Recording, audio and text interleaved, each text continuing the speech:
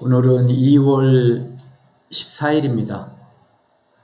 정말 쏜살같이 빠르다고도 하고 유수 같다고도 하는데 정말 빨리 가는 것 같아요. 조금 있으면 크리스마스예요 이렇게 얘기했던 것 같은데 벌써 해가 바뀌었고, 우리나라는 이제 신정이 있고 구정이 있다 보니까 새해 복 많이 받으세요도 2번씩이나 하고, 어쨌든 이 복 받는 것도 참 중국 사람 못지않게 좋아하는 것 같아요. 우리가 정말 많은 이 세상 사람들이 복이라고 생각하는 복이 많이 있거든요. 그런데 그 모든 복은 실제로 하나님의 복을 받지 않으면 무효가 되는 거거든요.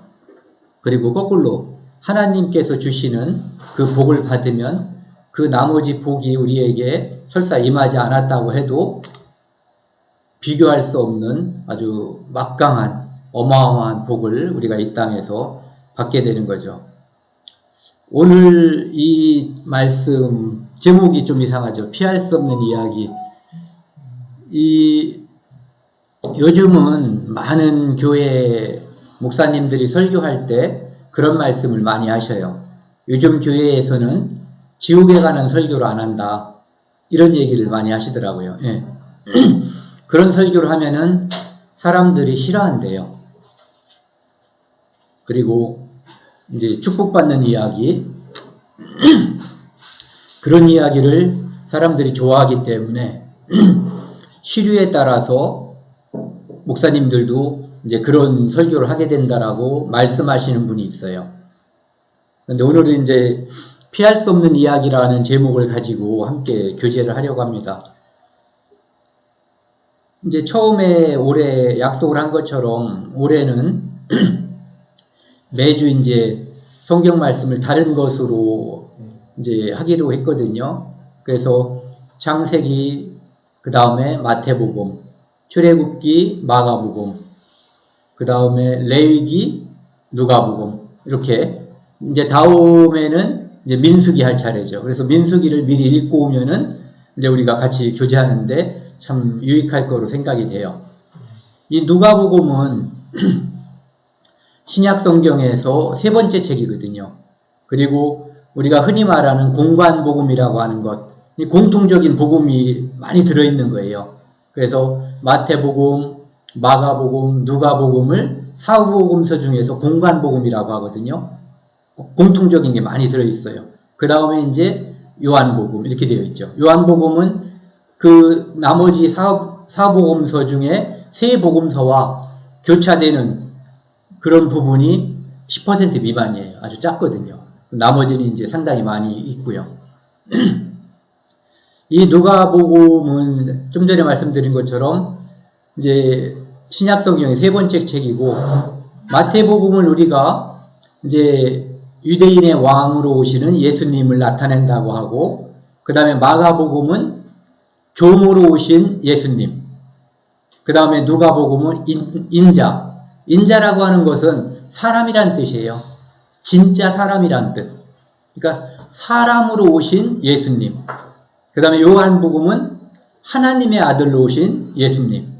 그래서 오늘은 사람의 아들로 오신 예수님에 대해서 이제 가장 많은 비중을 두고 이제 기록을 했다고 하는 것이 이 누가복음이에요. 그래서 누가복음에서 핵심 구절을 저는 이 부분으로 잡았어요. 인자가 온 것은 잃어버린 자를 찾아 구원하려 함이니라. 인자, 예수님께서 이 땅에 오신 이유는 잃어버린 자, 에덴 동산에서 하나님과 함께 교제하고 모든 것이 부족함이 없었던 그 인간이 마귀의 꼬임에 빠져서 선악과를 먹고 피조물인 인간이 죄인으로 전락해버린 것이 에덴 동산에서 선악과를 먹은 사건이에요. 그래서 그 선악과를 먹음으로 인해서 하나님께서는 그들을 나중에 언젠가 그들을 다시 품어주실 것, 구원해 주실 것을 약속하면서 가죽옷을 지어 입혀주셨거든요. 그 가죽옷을 지어 입혀주신 것은 언젠가 그들을 다시 하나님의 품으로 돌아올 수 있는 길을 열어주신 거거든요. 그리고 그들이 죄인인 상태에서 생명나무 열매를 먹어버리면 죄인이 영생하는 거예요. 쉽게 말하면 지옥 가는 거죠. 그것을 막기 위해서 하나님께서는 그들을 에덴 동산에서 쫓아버려도 얼마든지 올 수 있잖아요. 그래서 에덴 동산에 있는 생명나무에 접근하지 못하게끔 이렇게 빙빙 생명나무가 여기 가운데 있으면 돌은 불칼, 화염검을 두셨다고 되어 있거든요. 그리고 그룹들이 그걸 지켰다라고. 그래서 그렇게 해서 인간은 하나님으로부터 스스로 멀어져 가버린 거예요.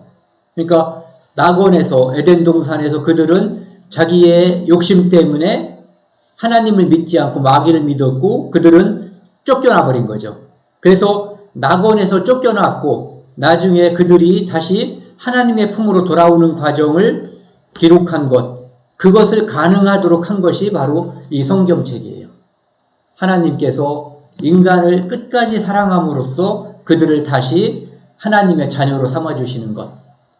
그래서 이 누가복음에서는 인자가 오는 것은 잃어버린 자에 초점을 맞추는 거예요. 잃어버린 자. 그래서 잃어버린 자에 초점을 맞춰서 그들을 불러서 다시 이제 구원하기 위해서 예수님이 이 땅에 오셨다는 거죠.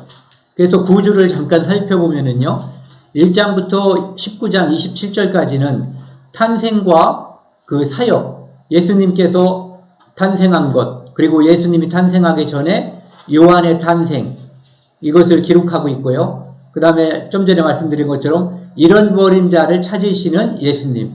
그래서 특별히 이 누가복음에는 그 잃어버린 것들에 대해서 기록을 하고 있어요. 잃어버린 양, 잃어버린 드라크마, 은전, 그 다음에 탕자의 비유라고 하는 잃어버린 아들에 관한 이야기가 이제 이 누가복음에 기록이 되어 있죠. 15장이에요.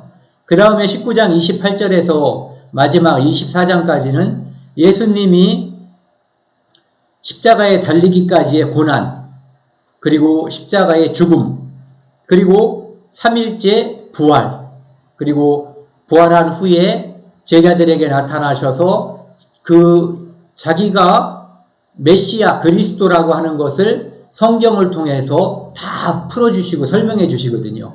그 다음에 승천하는 것. 여기까지가 이제 누가복음의 내용이죠.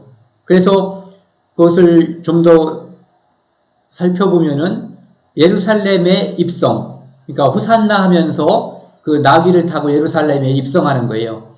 그때 유대인들은 예수님이 만왕의 왕으로서 등장을 해서 등극을 하고 로마를 탁 때려부실 것을 기대했을 거예요. 그런데 십자가에 못 박히셨죠. 잡히셔서 재판받고 많은 그 재판 과정에서 고난을 받았죠. 채찍에도 맞고 많은 형벌을 받으셨고 그 다음에 십자가의 죽으심과 부활 승천. 그래서 그것을 통해서 십자가의 죽음과 부활을 통해서 잃어버린 자를 찾아서 구원하신 인자, 예수님, 즉 예수 그리스도에 대한 이야기가 이제 기록되어 있는 것이 이제 누가복음이라고 볼 수 있어요. 누가복음에서 이렇게 뭔가 이야기를 끄집어내고 싶었던 것이 처음에는 마리아 이야기를 한번 해보고 싶었어요. 그러다가 쭉 이 누가복음을 읽어가면서 그 나중에 하고 혹시라도 나중에 크리스마스 때 하고 맞닿으면은 그때 그것을 한번 하기로 하고 요번에는 사람들이 잘 안 한다고 하는 그 누가복음 16장 말씀을 이제 주제 말씀으로 해서 함께 하나님의 은혜를 나눠보려고 합니다. 누가복음 16장 24절 말씀. 이제 제가 여기 띄우는 이 말씀은 이제 개역 개정 말씀이고요. 그 다음에 신약 123쪽입니다. 제가 읽겠습니다. 불러 이르되 아버지 아브라함이여 나를 긍휼히 여기사 나사로를 보내어 내 손가락 끝에 물을 찍어 내 혀를 서늘하게 하소서. 내가 이 불꽃 가운데서 괴로워하나이다. 이 이야기는 실화일 거란 생각을 저는 가져요. 무슨 뜻이냐면은 예수님이 어떤 이야기를 하실 때 비유로 하면은 비유로 했다라고 성경에 기록되어 있거든요. 예를 든 거죠. 어떤 없는 이야기인데 지금 예수님께서 말씀하시고 싶은 그 말씀을 잘 설명하기 위해서, 이해를 돕기 위해서 어떤 말씀을 하시는 경우에 비유로 말씀하시는 경우가 있는데, 이 누가복음 16장 이 말씀에는 비유라는 표현이 없어요. 그래서 이 땅에 살던 어떤 사람, 부자, 그 다음에 나사로라고 불렸던 이 땅에서는 직업이랄까 신분이 거지였던 사람, 이 사람의 사연을 예수님께서 알고 계신 게 아닌가, 저는 이제 그렇게 생각이 들어요. 이 이야기는 이렇게 시작을 해요. 16장 19절에 보면은 한 부자가 있어 자색 옷과 고운 베옷을 입고 날마다 호화롭게 즐기더라. 부자의 상징이죠. 고운 옷, 그 다음에 자색. 옛날에는 염색 기술이 발달하지 않아가지고 이 색깔 있는 옷을 입기가 어려웠대, 일반인들은. 예. 그래서 이 자색 옷은 부자, 고귀한 신분인 사람들이 입을 수 있는 그런 옷이라고 하더라고요. 그 다음에 베옷도 거친 베옷이 있고 고운 베옷이 있는 거예요. 그래서 고운 베옷은 이제 부자가 입을 수 있는 옷이죠. 그래서 날마다 호화롭게 즐기더라. 그러니까 좋은 옷 입고 좋은 집에 있었겠죠. 그 다음에 매일 잔치를 베풀어서 잘 먹고 잘 사는 것. 흔히 사람들이 부러워하는 그 모습인 거예요. 그런데 이제 그와 대조되는 한 인물이 나타나요. 나사로라 이름하는 한 거지가 헌데투성이로 그의 대문 앞에 버려진 채 그 부자의 상에서 떨어지는 곳으로 배불리려 하매 심지어 개들이 와서 그 헌데를 핥더라. 나사로라고 하는 거지가 있었는데 헌데투성이야. 즉 옷을 입지 못한 거죠. 그리고 이것이 헌데라고 하는 것이 옷을 입지 못했다는 뜻인지 상처투성이라는 뜻인지 어쨌든 두 개 다 비참한 거죠. 그의 대문 앞에 버려진 채. 이 내용으로 볼 때 부자의 상에서 떨어지는 것으로 배불리려 하매 부자는 이 나사로라고 하는 거지에게 자비를 베풀지 않았다는 거죠. 너도 좀 먹어라, 한 그릇 주고 아니면 한 상 주고, 이것이 아니라 먹다가 떨어지는 거, 먹다 떨어지는 걸 주로 개들이 주워 먹는 거잖아요. 그런 식으로 와서 이제 음식을 먹었고, 심지어는 개들이 헌데, 아까 말씀드린 것처럼 상처인 것 같아요. 상처든 옷이 입지 않은 곳이든 거기를 갖다가 핥는 거예요. 그러니까 천하게 사는 거죠. 그래서 두 사람이 이제 대비되는 거예요. 한 사람은 고귀한 신분으로서 잘 먹고 잘 살고, 또 한 사람, 이 사람은 이제 이름이 있어요. 나사로라고 하는 사람. 그 사람은 거지고 천하게 먹고 살았다. 22절, 이에 그 거지가 죽어 천사들에게 받들려 아브라함의 품에 들어가고 부자도 죽어 장사되매. 그런데 여기서 약간 이제 반전이라고 하는 것이 생기는 거죠. 거지는 죽었는데 천사들에게 받들려 아브라함의 품에 들어가. 믿음으로 갈 수 있는 것이 천국이잖아요. 믿음의 조상이 아브라함이에요. 그래서 그곳에 간 거예요. 부자도 장사되매, 죽어 장사되매, 그가 음부에서 고통 중에 눈을 들어 멀리 아브라함과 그의 품에 있는 나사로를 보고, 그런데 이 부자는 죽어서 음부에서, 음부라고 하는 것은 흔히 이렇게 얘기하거든요. 지옥 가기 전에 대기하는 곳이다. 완전한 심판이 있기 전에. 하지만 대부분의 그 신학자들이나 목사님들은 이것이 그냥 같다고 보면 된다고 얘기해요. 음부 있는 사람이 천국 갈 일 없다는 얘기예요. 음부 있다가 지옥 간다. 그러니까 결국 음부나 지옥이나 이름 차이지 내용은 같다라고 말을 많이 하거든요. 그래서 둘 사이에 완전한 이제 극명한 차이가, 이 세상에서는 부자와 나사로였고 지금 저 세상에서는 부자와 나사로, 이렇게 이제 운명이 바뀌어버린 거죠. 그런데 그가 고통 중에 있다라고 돼 있어요. 음부라고 하는 것은 고통 속에 있는 곳이구나. 그리고 처음에 살펴본 것처럼 이제 그 다음 구절을 제가 다시 옮겨놨는데요. 불러 이르되 아버지 아브라함이여. 여기 저는 아버지 아브라함이여라고 불렀지만 여기 나와 있는 아브라함은 우리가 구약 성경에 나와 있는 믿음의 조상 아브라함이라기보다는 저는 하나님일 것이라고 생각을 해요. 왜냐하면은 아브라함이 천국에서 지옥에 있는 자기 후손들과 교류를 할 수가 없잖아요. 교류하면 이 사람은 아브라함은 얼마나 고통 속에 있겠어요. 예. 그래서 하나님께 이제 이야기했다라고 저는 보는 거군요. 저를 긍휼히 여기사 나사로를 보내어 그 손가락 끝에 물을 찍어 내 혀를 서늘하게 하소서. 내가 이 불꽃 가운데서 괴로워하나이다. 아까는 고민 중에 고통 중에 있었는데 지금 여기서는 좀 더 구체적으로 이야기하고 있어요. 뭐라고 얘기하냐면은 나사로를 보내어 그 손가락 끝에 물을 찍어 내 혀를 서늘하게 하소서. 요거 이렇게 하면 한 방울이 딱 찍히거든요. 요거 해달라는 거예요. 물 한 컵, 콜라 한 잔 주세요. 이게 아니라 손가락 끝에 물을 찍어 내 혀를 서늘하게 하소서. 내가 이 불꽃 가운데서 괴로워하나이다. 너무너무 고통스러운 곳에서 그 고통을, 그 뜨거운 고통, 그 갈증의 고통을 조금만이라도 좀 풀어달라고 이야기하는 거죠. 전에 배너라는 영화를 보니까 그 배너가 자기 엄마하고 여동생을 찾아서 문둥이촌에 갔는데 거기 있는 사람에게 이제 내가 엄마하고 동생을 찾는다라고 얘기하면서 허가문이라고 얘기하니까 그 문둥이촌에 있는 입구에서 만난 그 문둥이가 이렇게 얘기해요. 이곳에는 이름이 없습니다. 예. 여기 보면은 나사로는 거지였는데도 이름이 나오죠. 예. 그런데 부자는 부자였던 사람일 뿐이지 이름이 없어요.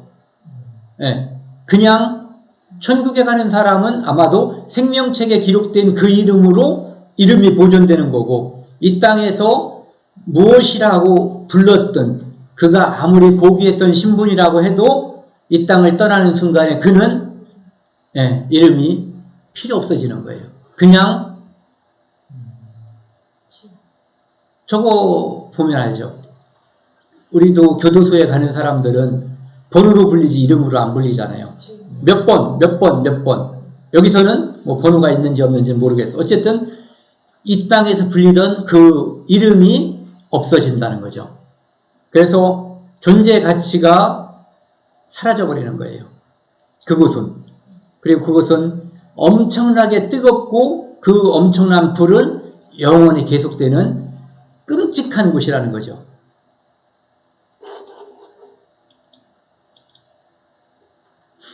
아브라함이 대답하는 거예요. 아브라함이 이르되 예 너는 살았을 때 좋은 것을 받았고 나사로는 고난을 받았으니 이것을 기억하라. 이제 그는 여기서 위로를 받고 너는 괴로움을 받느니라. 이 땅에서 잘 살았으면 지옥 가고 이 땅에서 거지였으면 천국 간다는 의미는 아니에요. 하지만 26절에 이뿐 아니라 너희와 우리 사이에 큰 구렁텅이가 놓여 있어. 천국과 지옥 사이에 큰 구렁텅이, 골짜기가 있다는 거예요. 도저히 건널 수 없는 골짜기.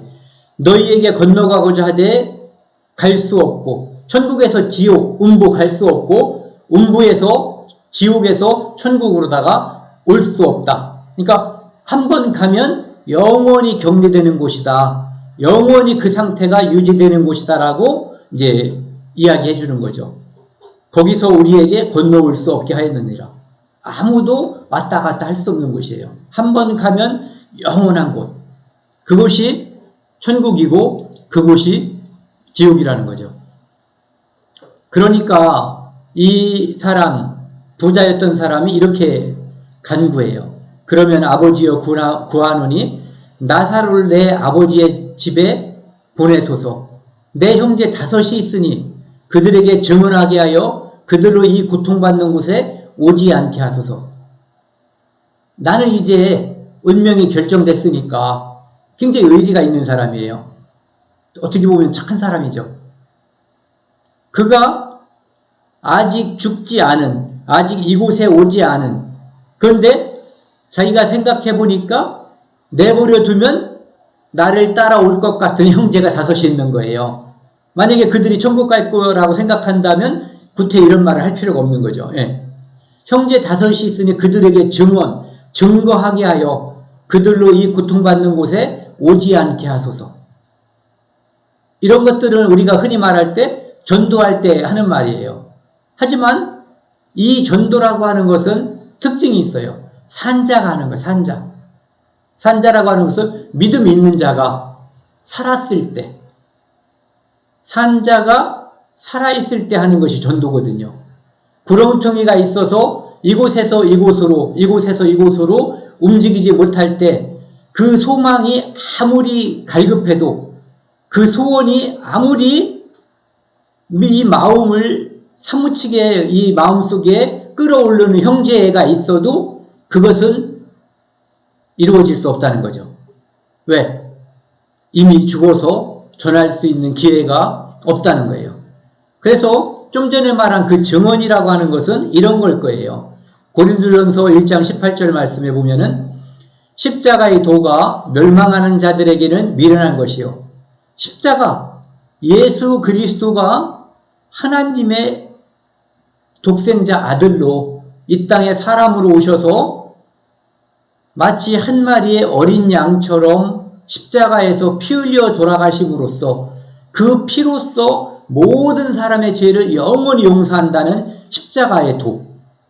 그것이 멸망하는 자들에게는 미련한 거예요. 그 말을 아무리 해줘도 듣지 않거나 무관심한 자들에게는 미련한 거예요.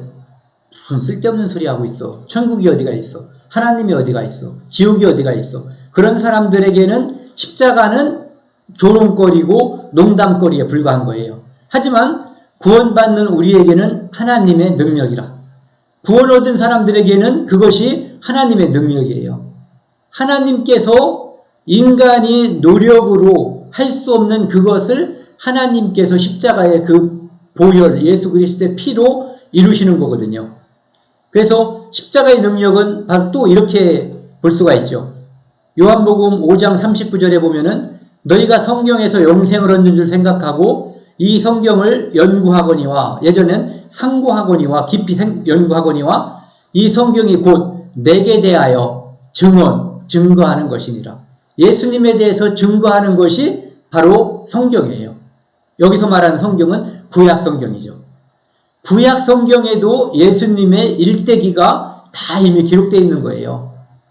그래서 구약 성경도 제대로 배우고 잘 배운 사람들은 그곳에서 예수님에 대한 이야기를 듣고 알고 믿음을 얻을 수가 있는 거예요. 이제 그 대표적인 분이 다윗 같은 분이죠. 다윗이 기록한 그 시편 내용 같은 것을 보면은 신약 시대에 우리가 구원받은 사람이 말하는 간증과 거의 다를 바가 없거든요.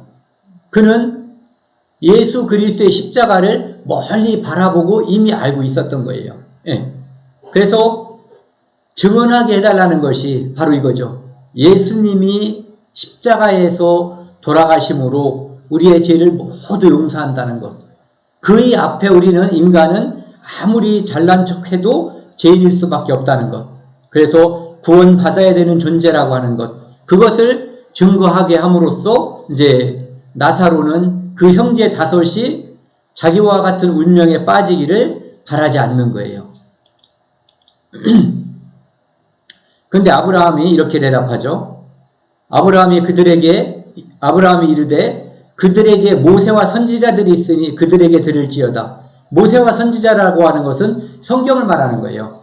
이 성경이 있으니까 성경에서 영생을 얻는 줄 생각하고 이 성경을 상고하거니와 연구하거니와 이 성경이 곧 내게 대하여 예수에 대해서 증거하는 것이로다. 여기서 말하는 모세와 선지자들은 이 성경을 말하는 거예요.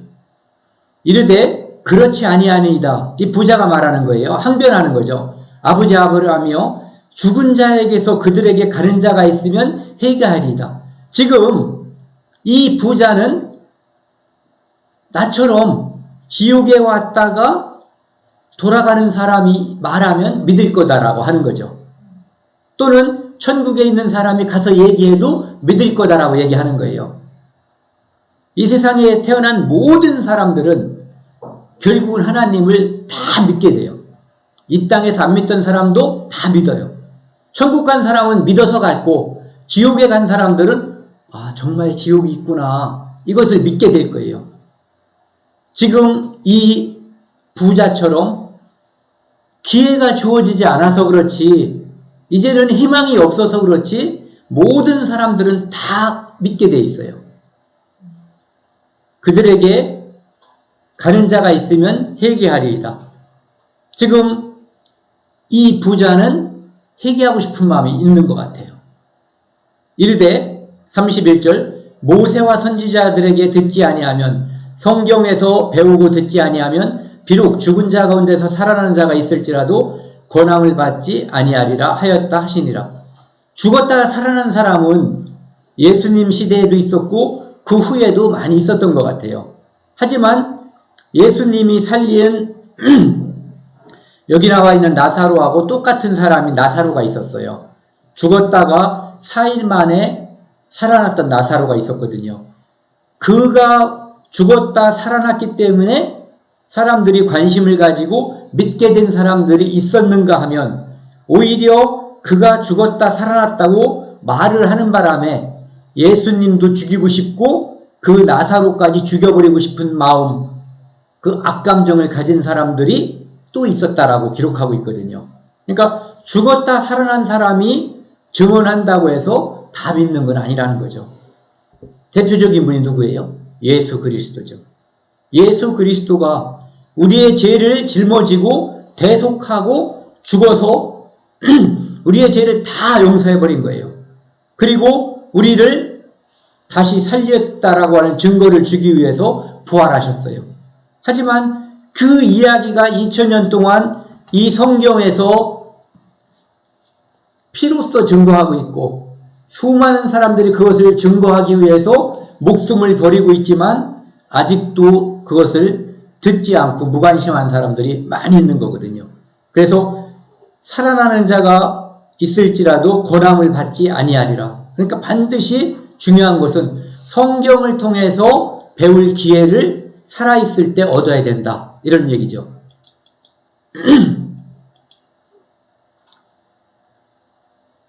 참 가슴 아픈 이야기잖아요. 살릴 수 있었는데, 살릴 수 있었는데 정말 304명이 우리가 생중계하는 상태에서 우리 눈으로 이것을 소망을 놓지 않고 제발 제발 제발 하는 사이에 이 배가 이렇게 기울어진 상태로 있다가 이렇게 돼서 끝에만 이렇게 보이다가 쑥 들어가 버린 적이 있어요. 이 사람은 그 배 안에서 많은 사람들을 구조했던 사람이에요. 근데 마지막에 여기 보세요. 학생들이 아저씨 조금만 더 기다려주세요. 기다려주세요라고 했는데 이제는 많은 사람을 구조했지만 마지막으로는 이게 더 이상 기다리면 자기가 죽을 것 같아서 이 사람이 이제 마지막으로 탈출한 거예요. 그 사람들의, 그 학생들의 눈동자가 잊혀지지 않는다라고 이 사람이 TV에서 인터뷰하는 걸 제가 봤어요. 반대 이야기죠. 하나는 이미 지옥에 간 사람이 아직 지옥에 오지 않은 사람들을 제발 좀 그가 살았으면 좋겠다라는 소망을 가지고 있는 것이고, 이 사람은 이미 죽어버린 사람을 내가 더 구할 수 있었는데라고, 구했으면 좋았을 뻔했는데라고 아쉬워하는 그런 내용이거든요. 어쨌든 우리는 죽어가는 사람을 건져야지 되고, 또 제일 중요한 것, 먼저 이 사람이 많은 사람을 건졌지만 만약에 그가 거기서 죽었다면 이 사람은 거기서 죽은 거예요. 그래서 먼저는 내가 살고 그 다음에 다른 사람을 살리기 위해서 이제 노력을 해야지 되는 거죠. 좀 전에 봤었던 누가복음 이야기는 아마도 이 누가복음 16장 부자와 나사로 이야기는 이 이야기에 대한 답이라고 저는 여겨져요. 누가복음 6장 20에서 23절 그 뒤에도 이어져 있습니다.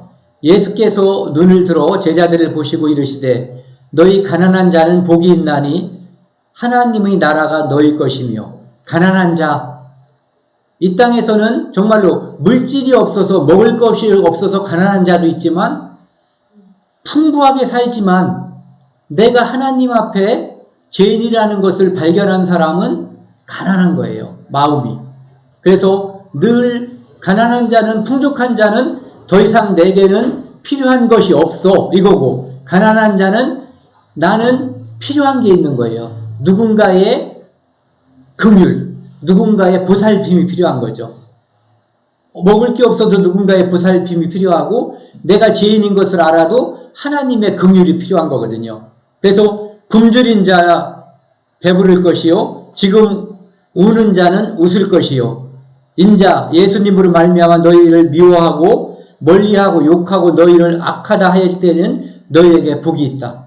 이 세상에는 사람들이 하찮게 여기지만 아유 저거 예수쟁이야 예수 믿어 조롱의 대상이지만 나중에 복이 있다라고 얘기하는 거거든요. 그날에 기뻐하고 뛰놀라 하늘에서 너희 상이 크다. 이 땅에서 예수 그리스도를 인해서 핍박받는 사람이 뛰어놀란 얘기예요. 왜? 하늘에서 그 상이 크다라고. 이 내용이 뭔지 저는 몰라요. 저는 하나님께서 나 같은 죄인을 살리시고 더욱이 하나님께서 나를 살리기 위해서 피 흘려 돌아가시고 나를 하나님의 자녀로 삼아서 내가 천국 간다는 그 사실만으로도 감지덕지예요. 그 상이 얼마나 영광스러운 건지 모르지만은 그 상에 대한 것이 저는 기대하지 않는다는 의미가 아니라 그거보다는 그곳에 보내준다는 것만 가지고도 흡족하고 만족하다는 얘기죠. 그러나 또 다른 부류가 있어요. 화 있을진저 너희 부유한 자여 내가 스스로 부자라고 하는 자들 너희는 너희의 위로를 이미 받았도다. 화 있을진저 너희 지금 배부른 자여 너희는 주리로다. 화 있을진저 너희 지금 웃는 자여 너희가 애통하리로다. 부자가 이 땅에서는 연락하면서 기쁘게 잔치하면서 지냈거든요. 하지만 애통하고 우는 모습으로 바뀌어버렸거든요. 그래서 이것에 대한 대답이 바로 누가복음 16장에 나와 있는 부자와 나사로. 실질적으로 가난하고 부자인 것보다는 더 중요한 것이 마음이 가난한 자. 내가 하나님 앞에 얼만큼 불쌍한 자인가. 지금이라도 심판받으면 부자가 가 있는 그곳으로 오늘도 떨어질 수밖에 없는 가련한 존재라고 하는 것을 아는 자. 그는 가난한 자거든요. 그것을 아는 자, 그것을 설명하기 위해서 누가복음 16장에 설명이 있는 것 같아요. 요한계시록 3장 17, 18절에 보면은 이제 예수님께서 라우디아 교회에게 하시는 말씀인데 내가 말하기를 나는 부자라 부유하여 부족한 것이 없다 하나 나는 지금 부자라 이거예요. 나는 어떠한 도움도 필요 없고 다른 사람이 나를 불쌍히 여기는 것도 필요하지 않다는 거죠. 부자기 때문에. 그러나 하나 네 곤고한 것과 가련한 것과 가난한 것과 눈먼 것과 벌거벗은 것을 알지 못하는도다. 알았다면 실상은 이런 신분이라는 것을 깨달아야 된다는 거죠.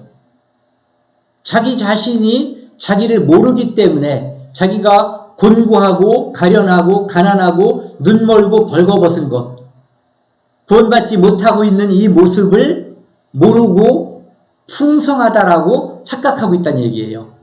내가 너를 권하노니 내게서 불로 연단한 금을 사서 부유하게 하고 금은 변하지 않는 거예요. 그래서 믿음을 가져야만 부유하게 되는 거거든요. 믿음을 갖고 흰옷을 사서 입어 벌거벗은 수치를 보이지 않게 하고, 흰옷은 의의 왕 예수 그리스도의 의거든요. 이신칭의. 내가 원래는 죄인이었는데 예수 그리스도로 말미암아 대속으로 십자가에 못 박힐 때 예수 그리스도의 죽음에 내 죄가 가버린 거예요. 그리고 예수 그리스도 하나님의 아들 의로우신 그 의가 내게로 온 거거든요. 그래서 의와 죄가 바뀐 거죠. 그리고 십자가에서 내 죄와 모든 인류의 죄가 예수 그리스도의 십자가에서 다 처리된 거예요. 그래서 내가 의롭게 된 거거든요. 바로 그 흰옷, 그 의로움을 입으란 얘기예요. 그래야만 벌거벗은 수치를 당하지 않는 거죠. 안약을 사서 눈에 발라 보게 하라. 우리는 지금 본다고 말하지만, 듣는다고 말하지만 듣지 못하는 자고 보지 못하는 자가 있다는 거죠. 그래서 봐야지 되고 들어야지 되는 거예요. 그래서 믿음으로 눈이 떴을 때 우리는 소경을 면하는 것이고, 하나님 말씀이 이 귀에 들어와서 믿음이 생겼을 때 이 귀가 비로소 들리게 되는 거거든요. 그래서 이 땅에서 우리가 부유한 자인지 가난한 자인지, 이것은 성경 말씀을 내 마음에 비춰봐야만 알 수가 있어요. 이 말씀을 비춰보지 않고서는 내가 진정으로 부유한 자인지 가난한 자인지는 알 수가 없는 거죠. 이 마가복음 9장 43절부터 49절 말씀은 네 손이 범죄하거든, 네 발이 범죄하거든, 네 눈이 범죄하거든 찍어버리라, 빼어버리라. 그렇게 하고라도 지옥에 던지우는 것보다, 두 눈을 가지고 가는 것보다 한 눈으로 가는 게 낫다, 이거거든요. 그러니까 지옥, 천국 가는 사람들은 한 손, 한 발, 한 눈이 없다는 뜻이 아니라, 천국에 가기 위해서는 어떠한 희생도, 천국에 가기 위해서는 그 갈급함이, 이 손이 하나 없더라도 가고 싶은 마음, 눈이 하나 빠지더라도 가고 싶은 그 간절한 마음이 있어야 된다는 거예요. 그 간절한 마음으로 두드리고 찾고, 두드리고 찾고 구해야 된다는 거죠. 예. 그래서 48절, 49절 한번 같이 읽어보겠습니다. 시작. 거기에서는 구더기도 죽지 않고 불도 꺼지지 아니하느니라. 사람마다 불로서 소금치듯함을 받으리라. 거기는 좀 전에 그 부자가 있었던 거길 말하는 거예요. 구더기도 죽지 않고 불도 꺼지지 아니하니라. 저희가 가보질 않은 곳이라서 정확히 모를 수 있지만, 여기 있는 정보를 동원하면 그곳은 죽지 않는 구더기가 사람 살을 파먹는 거겠죠. 아니면 구더기가 흩어져서 그 지옥에 있는 사람들을 혐오스럽게 하는지도 모르겠어요. 그리고 어쨌든 더 중요한 것, 꺼지지 않는 불 속에 있다라는 거거든요. 그래서 소금 치듯 한다, 불로서. 소금을 볶는 거 보셨어요? 그냥 일반 소금을 프라이팬 같은 데다가 넣거나, 아니면은 그게 가마솥에다가 넣고서 이게 밑에서 이렇게 볶으면은 불순물이 다 날아가요. 그리고 정제된 소금이 남을 때까지 계속해서 기화가 되거나 뭐가 날아가 버리거든요. 그렇게 하는 것이 소금치듯함을 받는 거예요. 불순물이 사라질 때까지. 그런데 지옥은 불순물인 죄가 사라지지 않는 곳이에요. 죄는 오직 예수 그리스도의 십자가를 통해서만 용서받고 사라지는 거예요.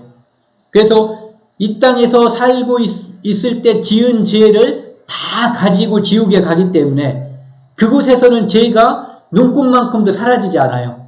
그래서 영원히 불로서 소금치듯함을 받는 거죠. 죄가 사라진다면 언젠가 나온다는 소망이 있는 거예요.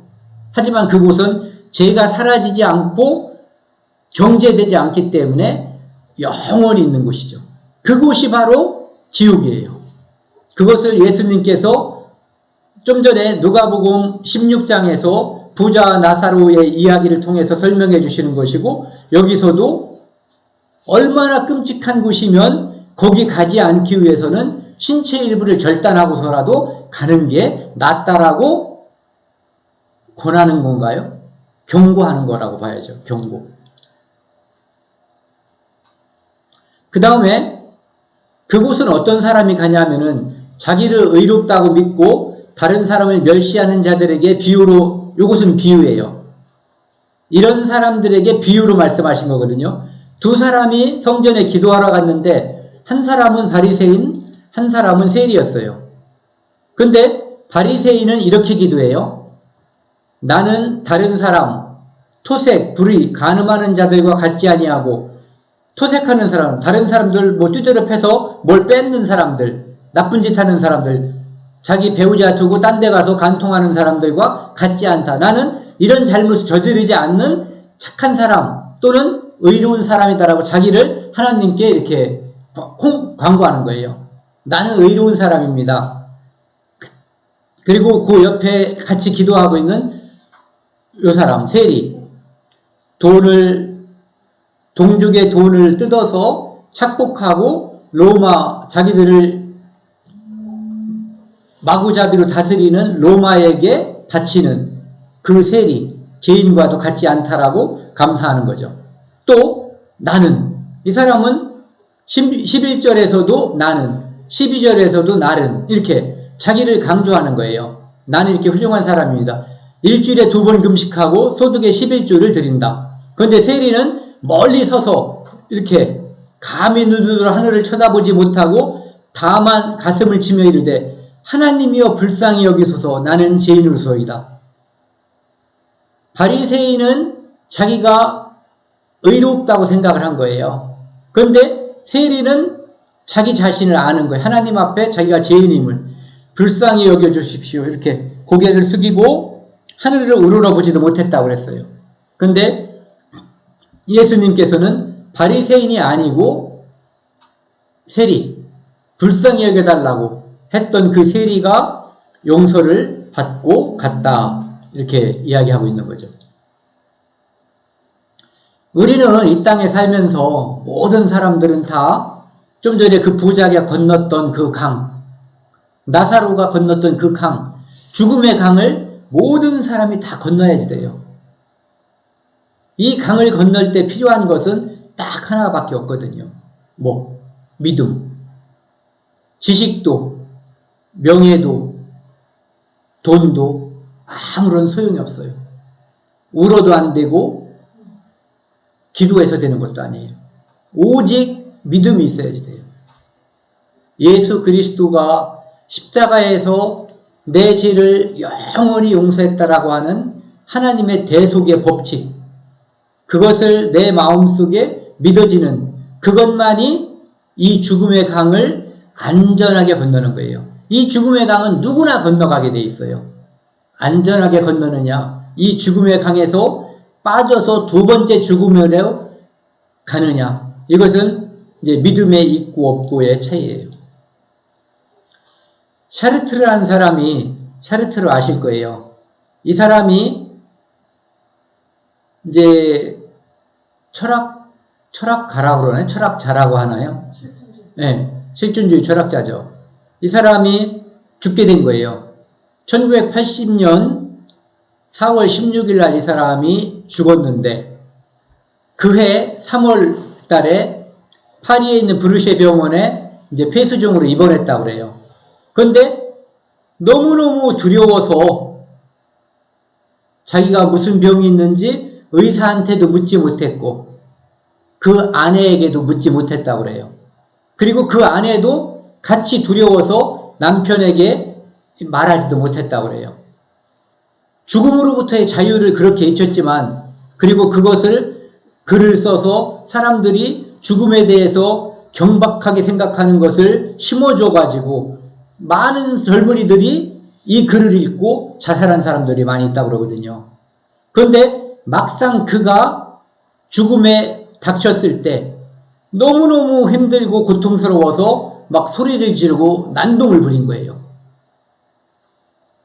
그는 정작 자기 자신은 죽음으로부터 어떠한 자유도 누리지 못하고 있었던 거죠. 그래서 한 달쯤 돼가지고 4월 16일 날 그는 소리 지르고 괴로워하다가 세상을 떠났어요. 그래서 파리 프랑스 신문들은 그에 대해서 떠들기 시작했는데, 죽음으로부터의 자유를 그렇게도 외쳤던 샤르트르의 마지막이 그렇게 비참했던 이유에 대해서 어떤 사람이 신문에 기고했다는 거예요. 샤르트르의 마지막이 그렇게 비참했던 이유는 이 기고의 내용이에요. 샤르트르에게 돌아갈 고향이 없었기 때문이다. 돌아갈 고향. 죽으면 하나님께서 나를 기다리고 있다는 것. 좀 전에 봤었던 그 나사로처럼 아브라함 품에, 하나님의 품에 안길 거라는 그 확신, 그 믿음이 있으면 이런 모습이 안 보이는 거거든요. 부자가 손끝에 물방울 하나 묻혀달라고 하는 그곳에 간다라고 하는 그 두려움 때문에 샤르트르는 난동을 부린 거예요.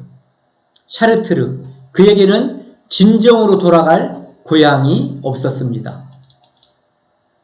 근데 또 한 사람, 본헤퍼라는 사람이 있었는데, 이분은 어떤 사람은 신학자라고 하고 어떤 사람은 목사라고 이야기하고 있어요. 이 사람이 히틀러를 죽이는 암살을 하려고 하다가 발각돼서 잡혔어요. 그래가지고 감옥에 갇혀 있는데 어느 날 간수가 두들기고 돌아왔을 때 그는 직감적으로 오늘 사형 집행이구나 알은 거예요. 그래서 벌떡 일어나서 감방에 있는 다른 동지들에게 이제 동지 여러분, 내게 죽음이 왔습니다. 그러나 기억하십시오. 이것은 내 마지막이 아니고 시작입니다. 주님께서 나를 위해서 예비하신 하나님의 나라, 그곳에서 만날 때까지 안녕히 계십시오 하면서 떠난 거예요. 마지막 인사를 하고 깜빵을 나서는 그에게 그 남은 사람들이 느낀 거예요. 놀라운 평안과 기쁨이 그 표정, 얼굴에 넘치고 있었다는 거죠. 사형당하러 가는 사람의 얼굴에서 감히 생각할 수 없는 평안과 기쁨이 있었다는 거예요. 감옥에 있던 사람들이 그 사람은 하나님을 신뢰하는 사람의 마지막이다라고 하는 것을 느낀 거죠. 그래서 본헤퍼, 그에게는 돌아갈 고향이 있었기 때문이라는 거죠. 나사로와 같은 그곳에 자기가 간다는 확실한 믿음이 있기 때문에 그는 담대했었던 거예요. 심지어 놀라운 평안과 기쁨이 있었던 거죠. 죽음을 건널 수 있는 믿음이 확실히 있었던 거예요. 안전하게 건널 수 있는 믿음. 마태복음 10장 28절에요. 한번 같이 읽겠습니다. 신약 15쪽. 이거 한번 성경 찾아도 되겠어요. 가끔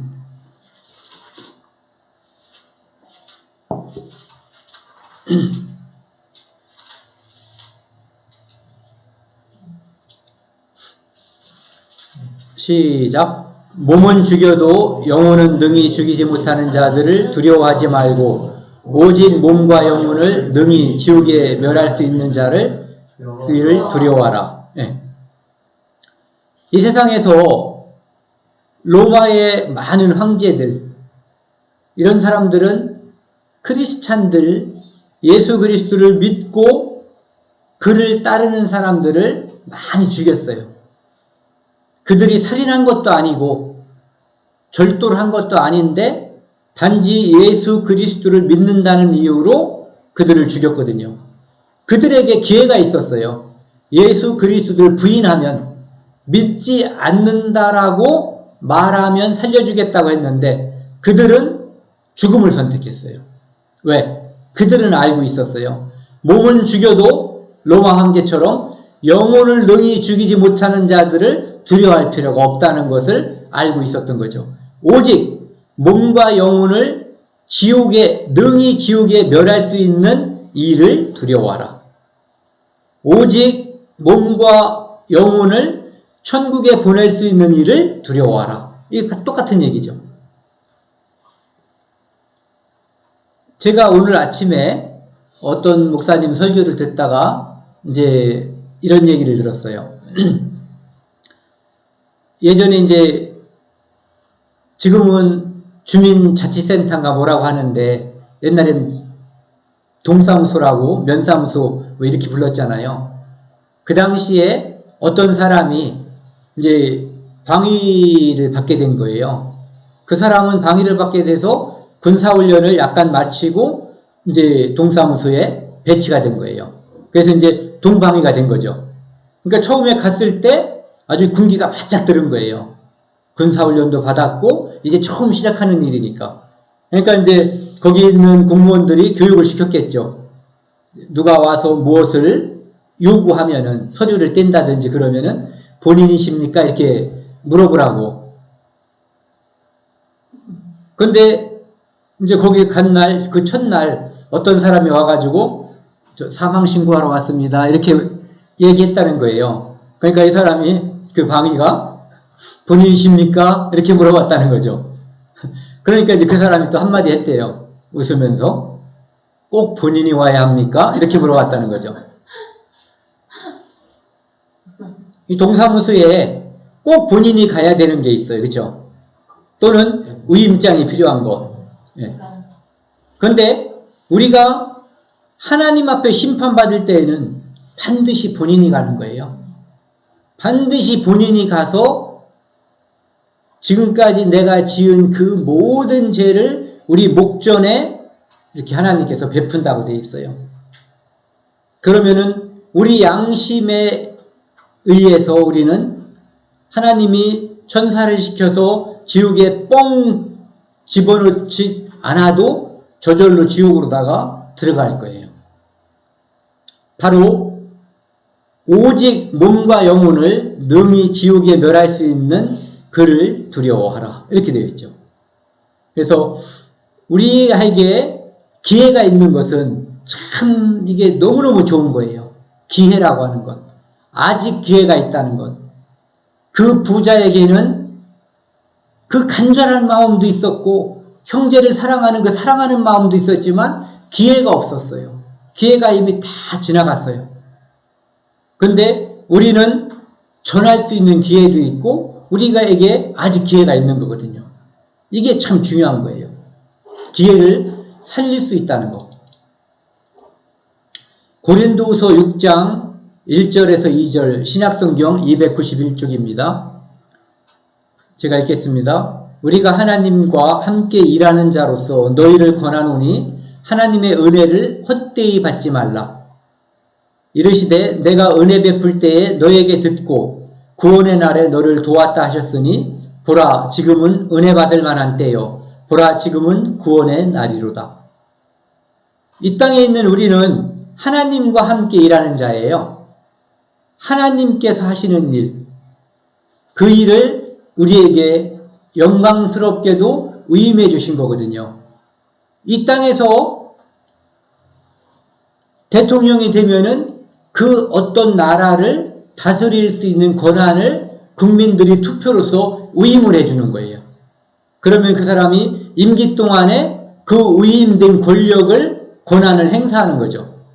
그것처럼 우리는 이 땅에서 하나님께서 원하시는 일, 이 땅에 이뤄진 영혼들에게 이뤄진 양들을 다시 우리 안으로 넣는 것, 이뤄진 드라크마를 다시 찾는 것, 집을 떠난 탕자가 다시 집에 돌아왔을 때 받아주는 것, 이 모든 것들이 우리가 해야 될 일이거든요.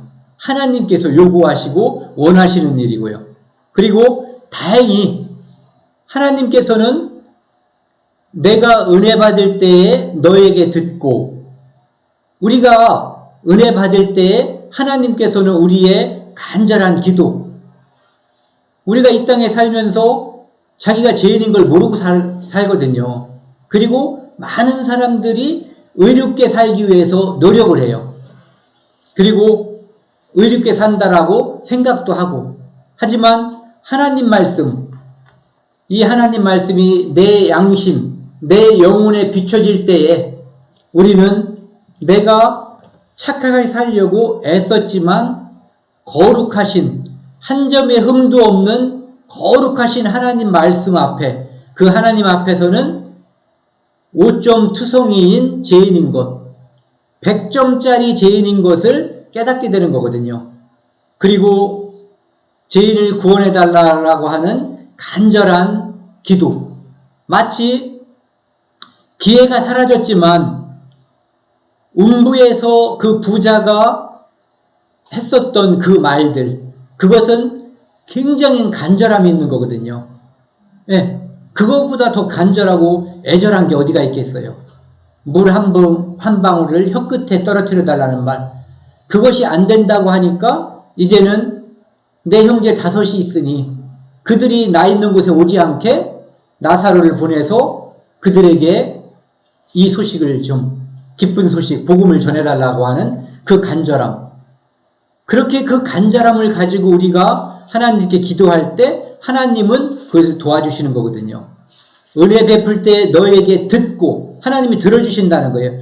구원의 날을 너를 도왔다 하셨으니. 우리가 구원을 받는 것은 내 노력이 조금 더 들어있는 게 아니에요. 오직 하나님께서 나의 간구함, 찾는 것, 두드리는 것, 이것을 하나님께서 아시고 우리를 돕기 때문에, 전적으로 하나님께서 건져주시기 때문에 사는 거거든요.